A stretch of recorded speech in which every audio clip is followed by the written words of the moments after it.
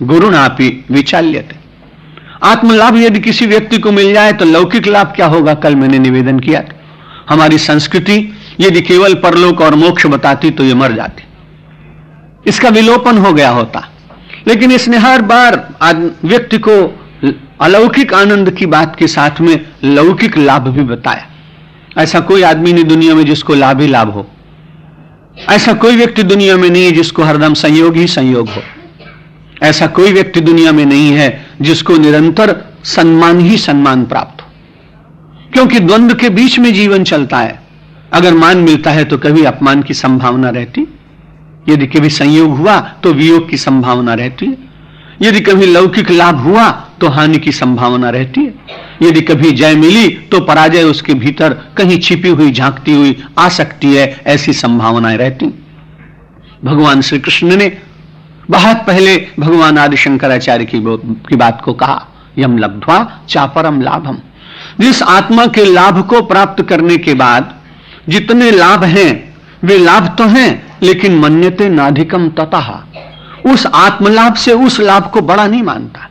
सर्वश्रेष्ठ लाभ उसके जीवन में आत्मदर्शन, भगवत दर्शन, भगवत भक्ति, जीवन का सदाचार, जीवन की ऋजुता, जीवन की एकाग्रता और मानव के जीवन की संकल्प शून्यता, ये जो हमारे लाभ हैं इनको बड़ा लाभ माना गया।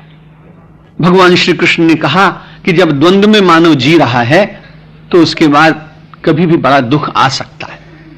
यदि किसी व्यक्ति ने आत्मलाभ प्राप्त किया तो अब लौकिक लाभ क्या होगा उसको?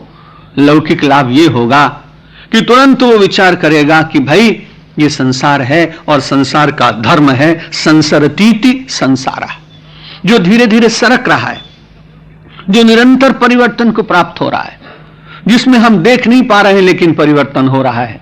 शिशु के भीतर परिवर्तन आकर किशोर झांक रहा है और किशोर के भीतर परिवर्तन लाने वाला यौवन झांक रहा है, यौवन के भीतर परिवर्तन लाने वाला वार्धक्य झांक रहा है और वार्धक्य के पीछे कहीं चुपचाप महाप्रस्थान हम सब लोगों को अपनी ओर बुला रहा है। ये जीवन के सत्य हैं, इन्हें आत्मलाभ प्राप्त करने वाला व्यक्ति सहज रूप से स्वीकार करता है। जिसने आत्मा का दर्शन करने का प्रयत्न न किया हो, वेदांत विद्या का अभ्यास न किया हो, अध्यात्म चिंतन की ओर थोड़ी रुझान न हो, ऐसे बहुत लोग समाज में दिखाई पड़ते हैं कि बहुत बड़े आघात को वो सहन नहीं कर पाते। या तो उनका मस्तिष्क अव्यवस्थित हो जाता है या कभी कभी अत्यंत पीड़ा में पड़कर वे अपने जीवन को भी समाप्त कर देते हैं।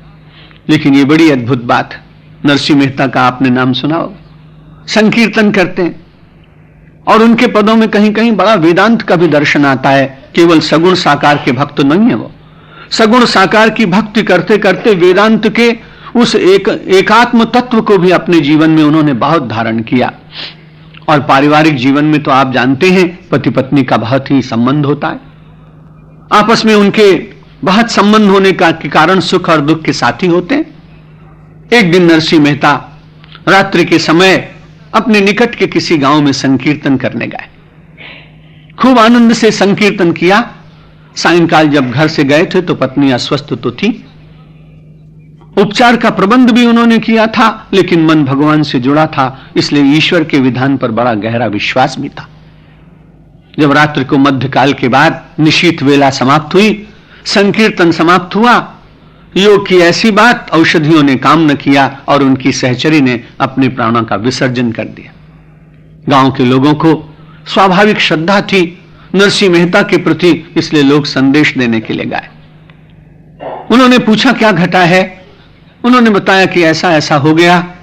नरसिंह मेहता मनुष्य थे, मन के ऊपर साधारण सा प्रभाव हुआ, आंखें बंद कर अपनी दिवंगता पत्नी के लिए, उसकी आत्मा की शांति के लिए प्रार्थना की और प्रार्थना करने के बाद अपने हाथ में करताल लिया, अपने मित्रों के हाथ में मंजीरा दिया और कहा चलो आप प्रभु का कीर्तन करें। बड़ी विचित्र बात है, ऐसे दुखद क्षणों में इतने आनंद के साथ संकीर्तन करना ये बहुत साधारण काम नहीं, क्योंकि मन की व्यथा आदमी को बहुत जल्दी संभलने नहीं देती। लेकिन कीर्तन करने लगे, कुछ लोगों को बड़ा विस्मय हुआ। उन्होंने कहा अरे आपको तो दौड़कर गांव चलना चाहिए था, आप तो 10-5 मिनट बड़े तल्लीन होकर कीर्तन कर रहे हैं।